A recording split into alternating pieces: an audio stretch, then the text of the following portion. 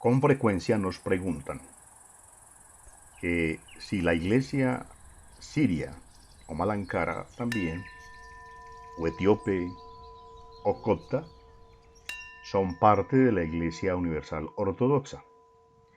Vamos a intentar de una manera práctica y respetuosa explicarlo. Podemos decir que las iglesias ortodoxas se podrían organizar en dos grupos o movimientos para poder entenderlo. Tal vez no sea la palabra adecuada. De un lado tenemos las iglesias ortodoxas bizantinas y de otro lado tenemos las iglesias ortodoxas orientales. Ahora bien, ¿qué son las iglesias ortodoxas bizantinas? Son aquellas iglesias que comúnmente llamamos, conocemos o se les distingue como iglesias ortodoxas. La ortodoxia bizantina está compuesta por varias iglesias autocéfalas, es decir, autogobernadas. Actualmente los cuatro patriarcados antiguos de la iglesia primitiva, que anteriormente era la pentarquía cuando Roma hacía parte de ese movimiento de los cinco patriarcados, que hoy no lo hace, entonces tenemos los cuatro que han quedado antiguos: Patriarcado de Constantinopla, Patriarcado de Alejandría, Patriarcado de Antioquía y Patriarcado de Jerusalén.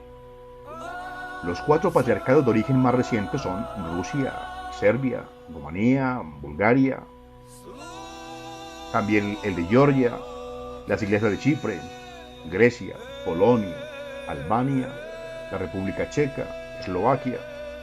También se incluyen las iglesias ortodoxas autónomas de Finlandia y Estonia. La diáspora bizantina cuenta con iglesias en la América, en Asia, Australia, Europa Occidental, alguna parte de África.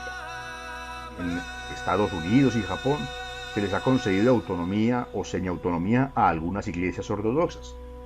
En el caso de América, la más conocida es la Iglesia Ortodoxa de América, conocida como la OCA. Y patriarcados más recientemente, reconocido hasta ahora por el Patriarcado Ecuménico de Constantinopla, es el Patriarcado de Ucrania. Esas son las ramas internas o el grupo organizado de iglesias ortodoxas. Ahí no tenemos iglesias ni Siria, ni de India, no, nada.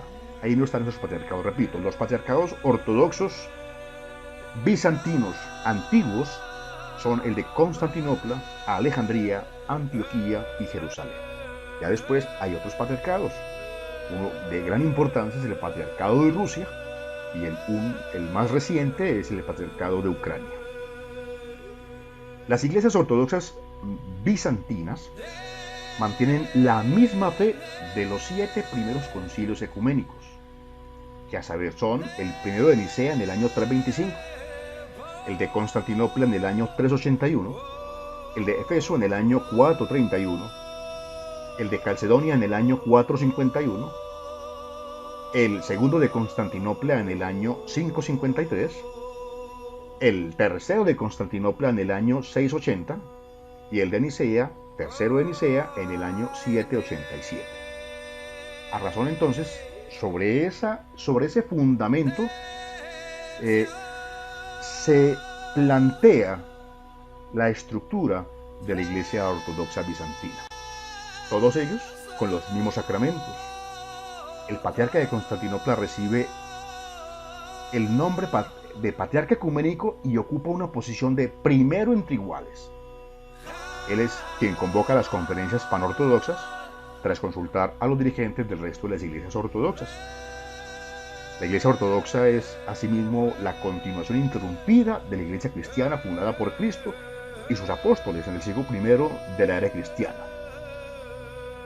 Ahí podríamos decir que es una forma generalizada de las iglesias ortodoxas bizantinas.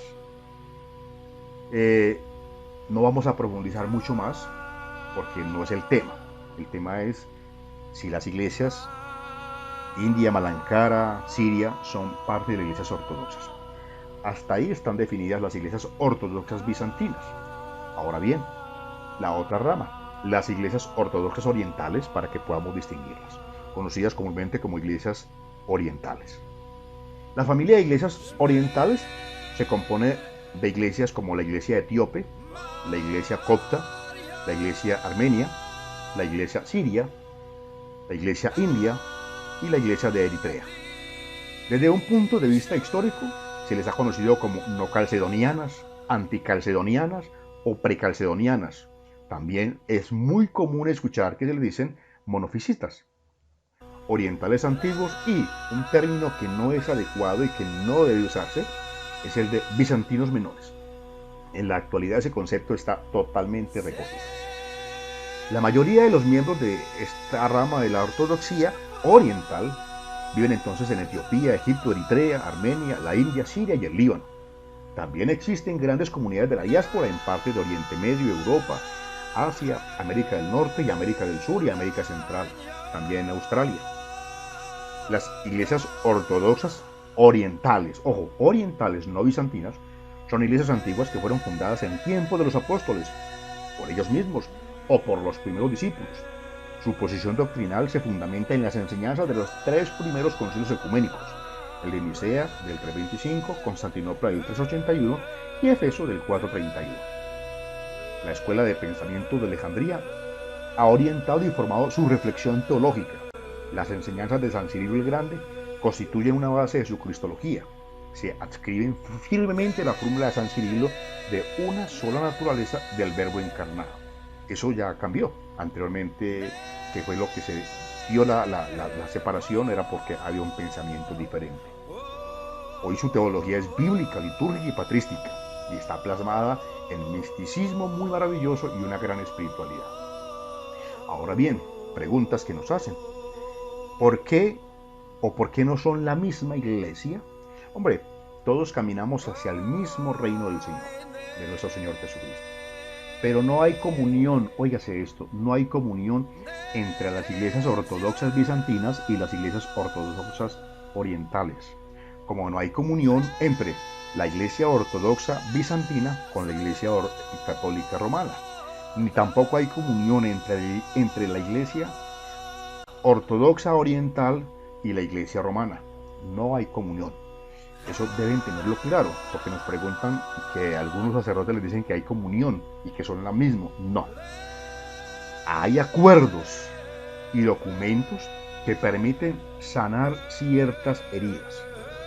Uno de ellos es el acuerdo cristológico firmado por el Papa copto ortodoxo Zenauda III y el Patriarca de Roma y todo Occidente para aquella época, Pablo VI, en el año de 1973.